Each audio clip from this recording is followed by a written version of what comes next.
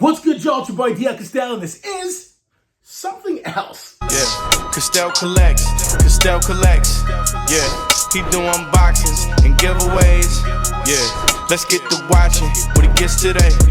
Yeah, Castell collects. All right, guys, we're here live in the Dave Cave. I'm sorry about the reflections all over the place. I'm really not a studio. It's just kind of me on a phone just doing my dang thing. But, you know, we've hit over 1,000 views, and I'm so thankful for you guys on that. Now, over the course of this 5-year journey, you guys have seen the Dave Cave evolve, and you've also seen the channel evolve from really like a dinky, cruddy camera to actually having like high quality footage for you like we have right now. And obviously we have the theme song by the Mad Fanatic. Big shouts to all the guests we've had here throughout these years, whether it's building a statue, undoing a mystery box, whatever the case may be. It's been an absolute blast. But more importantly, the room behind me has always changed. Whether I sold a piece, I traded a piece, I moved a piece around to make room for another piece, whatever the case is, everything's always evolving around me, especially in this hobby. Now, this hobby to me is something I do kind of just to pass the time. Now, I'm a super busy guy. I sometimes work 15-hour days. Although you see the hobby around me, I'm a big-time worker. Working is actually like my second hobby. It's my passion. I love what I do, and it just honestly makes my life that much better to really wake up and do what you love. But to get to come home and do something like this for fun is even cooler. Now, in this particular take, sometimes the background, like I said, changes behind me. But that's this rack back here that I've never shown you guys one-on-one, and I've kind of been dying to do it for so long, but I never have. It literally just popped up like 30 or 40 videos ago. If you've watched the channel from like the first video to now, it's a substantial difference in this particular room of my home. So the evolution is nonstop, and it's just part of the hobby. But I also want to show you a little bit of the collection, mainly this whole shelf back here. So let's go over today, show you guys what's going on, because it's underrated. Underrated, this shelf. Let me show you guys why. So the top shelf is kind of like a little bit of a different shelf. It's actually probably low-key one of the more important shelves in my collection. The reason why is this. So number one, we have a couple autographed pieces. We have 2 Austin St. John pieces that are signed. One is the Legacy Series Gold Ranger. The other one is the Lightning Collection Gold Ranger. We also have a vintage Walter Jones Kick Action Black Ranger action figure. We also have a couple Super 7 pieces. Lord Zed, Rita Repulsa, the 2 versions of the Dragon Zord by Super 7. Oh no, the black and gold Megazord, which I think is one of the coolest Super 7 pieces that they've made. But there's actually one piece up there that I think may be the most underrated Power Rangers piece ever. And I don't know if it's got to be licensed by Power Rangers. I don't really know, but it's an all-metal Thunderzord. It's crazy. You have no idea this thing out of the box. I actually bought another one to open up because it's that freaking cool. However, there are 4 main pieces up there that are like really important. Let me explain to you why. There's a fine difference in the toy community. So obviously, if it was opened, it was likely played with and put back in the box. Now, you really don't know what you're getting. It could be some musty, dusty garbage, but it could also be something somebody took care of it and just opened and displayed. It's a hit or miss. A lot of times people are honest about it, which is really cool, and that's why you pay certain prices for things. The next step after that would be unopened, right? Never played with, never done anything with, brand new in box. Like, the only thing you're worried about is the condition of the box. Lastly is opened new. Now, open new means that it was never displayed or played with, but the box could be opened. The tape, because it's so old, 30 years old in some of these pieces, it naturally just wears down and pops. It could be in a tote moving around place to place, and it just, the friction pops it. Or, you know, it could just, again, just naturally just deteriorate and disappear. There's a couple pieces I got recently in a mystery box where they're brand spanking new, but the tape is dust. It's gone. So unopened and new is a whole different world that you really, I wouldn't say I purchase it a lot, but if it's something I really want, I will. In this particular case, we have 4 pieces up there that are super important. So we have up top, we have a brand new vintage black and gold Megazord. Now again, old tape pop, verified that it was brand new, never even played with, never taken out of styrofoam. Instant cop. I bought it for $200, worth like $350, $400 right now. Then we've got the original Megazord, not the black and gold version, just a tape pop. The person never even took it out of the box. Brand new mint, got it for like a super low price, had to buy it. Then we have one of the most iconic pieces in Power Ranger history. We have the original Dragon Zord with the Green Ranger action figure. This piece, again, tape pop, brand new, never even opened. The collector, I knew who they were, so they were super cool, very easy to work with. But brand new, never opened, really just all around awesome piece. Lastly, out of like the 11 of them that I have, it's a brand new vintage Titanus.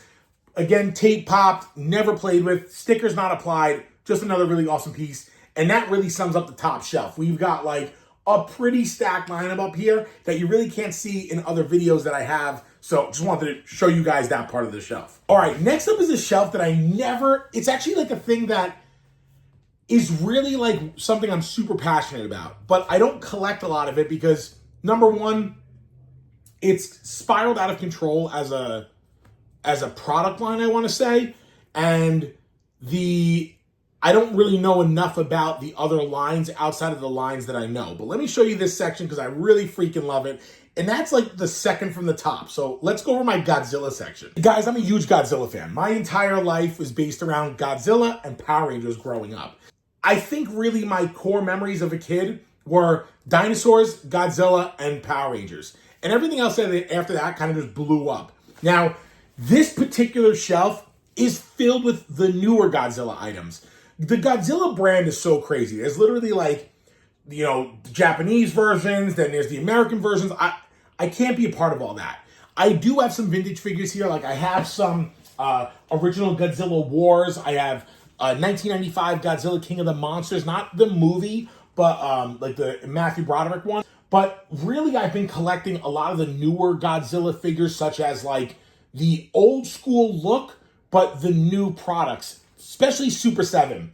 Super 7 made this like insane line of Ultimates. This is like probably the pinnacle of Godzilla figures since the original ones back in like the 90s when I was a kid. I know they're really expensive and they've skyrocketed in value, but I've collected pretty much every single one, minus like one or two that I just didn't like, but these are really, really cool. I think the Super 7 line is absolutely phenomenal. I love it. I'm a big fan of it. They also made a really great line of Funko Pops. So they have like the big box set, they have the Gigan, they have the Mecha Godzilla. I love these Funkos. I think they just absolutely crush them. So really stoked to have those. You've seen actually in a mystery box, someone hooked us up with the Godzilla Wars Space Godzilla, the original, like the vintage royal blue. Like that thing is super rare. So that was really, really cool that happened. Also, I did a review on the Godzilla The Last Empire, like 4-pack. It's like a horrible, like, they're horrible. They're gross. Like, they're really stupid. But we did do a video on them, but they're hanging out there too. Also, I have what I think is like better than Funko Pops, U2s. I have a whole bunch of U2s. I absolutely love them. I think they're phenomenal. Big fan of those. And then lastly, we have the mystery balls, which are a newer product that came up. The Mystery Godzilla. I mean, anyway I say it sounds horrible, actually. Well, the Mystery Godzilla cases. How about that? Comment below that you heard about that. I think I have 3 doubles left. I'm going to send you guys one. I'm going to send you one for free, no charge. You're just going to email me, and I'm going to mail you one. First 3 people that watched the video that heard that, get a free one. How's that sound? How you like them apples? Okay? If I've sent you something, though, in the past, you can't double down. You can't. So you actually won't be able to. But if you're new to the channel, it's all up to you. Let's go. Guys, that's my Godzilla shelf. I love it to death. It's kind of like my little sleeper cell of cool figs. More on the newer side, but with the old school characters. Love that. Let's go to shelf number 3 because I will Kamea your face off with this one. So shelf 3 is like, it's weird because this shelf is like, I was trying to sell all of it at once. And then a couple cool pieces came in and I just kept keeping them from there. So I'm clearly a liar, but it is what it is. It's rack, stacked, and packed. I got really hooked on these. I guess they're Bandai figures. There's one piece. There's one My Hero Academia there, but that's whatever. But this is not necessarily all the same line. They're all different variants of different lines, but I just fell in love with the vinyl figures when GameStop was selling them in one of the GameStop's local. So I kept buying them, and I just love them to death. And then some people would just hook me up with them because they know I love certain characters. Like my girl got me Cell and Final Form Cell and First Stage Cell. It just spiraled out of control. And then I started buying some of the new ones, so I went down a rabbit hole. What are you going to do? I don't care. I don't care. I don't care. It's a rabbit hole, and I love it. I love it.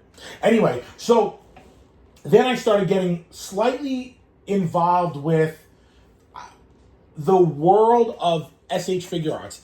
And Dolly, yo, everybody in the comments, let me ask you something. Do you call it SH Figure Arts, or do you call it SH Figure Arts? No one calls it SH Figure Arts. There is nobody in the community of figures or anything that calls it SH Figure Arts. And I'm blasting you out on this, Dolly. Respectfully, of course. Respectfully. No one calls it SH Figure Arts. I'm done with you. But anyway, what do you call it? Do you call it SH Figure Arts or SH Figure Arts? Because SH Figure Arts. Anyway, SH Figure Arts caught me. Absolutely caught me. It started off as like one piece, like as a gift.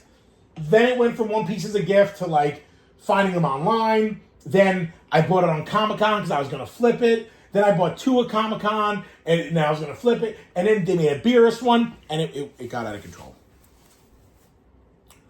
I can admit when I'm out of control, it got out of control. But I love it. That was creepy, right? I know.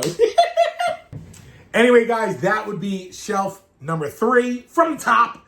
Love that shelf. Again, it's like something I collect, but I don't promote it. Not that I don't want to promote it. I just don't promote it because it's really nothing to show off. You know what I mean? So that's shelf number 3. Let's go into the last and final shelf. Last and final, the bottom shelf. It is definitely, I want to say I disrespect this shelf the most, and I don't intentionally mean to. I think it's because I didn't mean to collect some of it. Not all of it, some of it. And, well, let me explain to you guys why.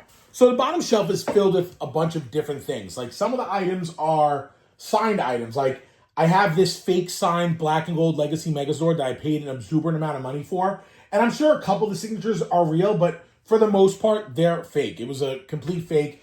I kind of knew it was when I was buying it, but again, it was like a few $100, and I was like, it's worth the risk because it's the figure itself is worth $100. So I figured I was only wasting $200 on it, but I thought it was cool anyway.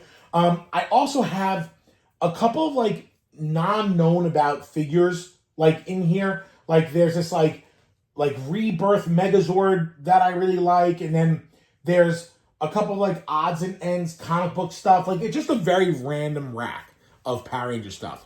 And that's probably why I don't have it like shown all over the place. But more importantly on it, I do have a lot of signed vintage weapons. I have the Legacy signed blaster, and then I have the original blaster from the original TV series signed by Austin St. John. I didn't necessarily want any of this stuff. I just kind of bought it because I liked it because it was Power Ranger related, but I certainly didn't need it. That's for dang sure. I do have all the other weapons by Hasbro, which I'm like so disappointed they didn't finish that line because like you really had something going there. Like you gave us the sword, you gave us the daggers, you gave us the staff, but you refuse, like no company is giving us the bow or the axe. I don't understand that. And what would have made it even more cool is that if they all connected to make the big blaster, but like why would we do that, Hasbro? Hasbro, why would you do that? Why would you follow through on something? Why would you give a quality... I don't know why you would give a quality product because you certainly don't do it anymore. Hasbro hates me, guys. I don't even know if they even see my videos, but I curse them out regularly. But yeah, this is just the shelf of Misfit stuff. I really do enjoy it a lot, and I think it's like one of those things where it's like I don't want to get rid of any of it, and obviously we had that really cool video where I got all of the Thunder bikes on, so that was like a really cool experience. But it's one of those shelves that I couldn't sell it because it's awesome, but I don't necessarily care that much about it. That's why it's the bottom shelf. No offense, bottom shelf. Yeah. Well, anyway, guys, I hope you enjoyed viewing a little bit more of the Dave Cave. Obviously, this thing evolves all the time. I'm just really excited that I got to kind of watch some of the older videos from where we were to where we are now. It's been a super cool experience, and I'm really happy to get to share it with all y'all. I mean, listen, we've got like 1,002 subscribers. I think that is so freaking awesome. I didn't have to buy any of them. Like, People are crazy on social media. Like, people are nuts, okay? Like, these influencers, if they're not naked or something on one site, they're like selling their soul to another for like 500 viewers. And we did 1,000 naturally. Y'all are freaking cool for that, man. Thank you. Anyway, guys, like always, like, subscribe, comment below. Don't forget, we're giving away some free Godzilla pieces. 3 new people have to comment. Big shouts to everybody else that always comments. Y'all are super cool, but you've been blessed already. So, don't get greedy. I'm kidding. Anyway, guys, like I said, like, subscribe, comment below. We'll see you in the next one. Your boy, DL Castell, and this was Castell Collects.